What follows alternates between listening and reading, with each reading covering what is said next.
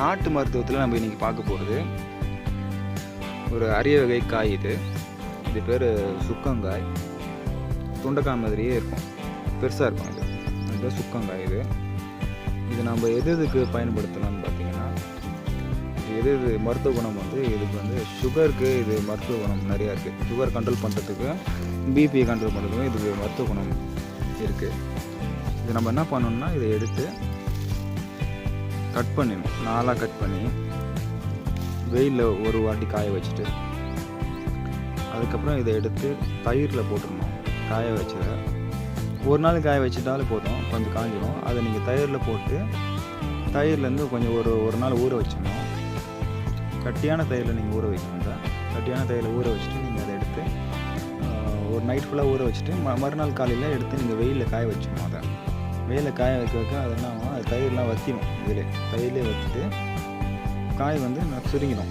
சுருங்கிட்டு இன்னொரு 4 நாள் ஒரு வாரம் நீங்கள் அதை நீங்கள் நல்ல வெயிலில் நீங்கள் காய வச்சிங்கன்னா அது நல்லா காஞ்சி போயிடும். அது நீங்கள் என்ன பண்ணலான்னா, நீங்கள் இது எண்ணெயில் போட்டு நீங்கள் வறுத்து சாப்பாடு சாப்பிடும்போது கூட வச்சு நீங்கள் சாப்பிட்டீங்கன்னா நல்லா அருமையாக இருக்கும் இந்த காய். அப்புறம் நீங்கள் ஊறுகாயெலாம் நீங்கள் சாப்பிட்றதுக்கு பதிலாக மாற்று இதுவாக இதை நீங்கள் வறுத்து சாப்பிட்டிங்கன்னா இது உடம்புக்கும் நல்லது, சுகருக்கு நல்லது, பிபி கூட நீங்கள் கண்ட்ரோல் பண்ணுறது. கொஞ்சம் அருமையாக இருக்கும் சாப்பிட்றதுக்கும். சுண்டைக்காய் எப்படி இருக்கோ அதை விட இது கொஞ்சம் அருமையாக இருக்கும். மருத்துவ குணமும் இதில் அதிகமாக இருக்குது. நீங்கள் இதை கட் பண்ணி நீங்கள் ட்ரை பண்ணி பாருங்கள். இது நார்மலாக எல்லா தோட்டத்துலேயும் நீங்கள் மலட்டாலாம் போடும்போது, மண்ணிலெலாம் நீங்கள் போடும்போது அதிலே விளையக்கூடியது தான் இது தனியாக ஒன்றும் நீங்கள் விதை போட்டு நீங்கள் வளர்கிறதுல தனியாகவே அது ஆட்டோமேட்டிக்காக அது விளையும்.